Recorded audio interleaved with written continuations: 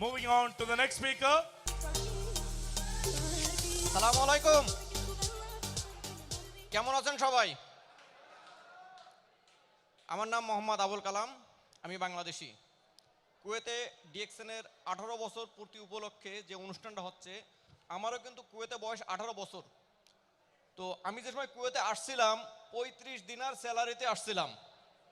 আপনারা কি এর বেশি স্যালারিতে আসছিলেন কেউ? না মনে হয়। তো 35 দিনার স্যালারি থেকে 18 বছরে আমার স্যালারি আসছে মাত্র 150 দিনার। কিন্তু দেখেন ডিএক্সএন সিস্টেমে আমি আসি মাত্র 3 বছর।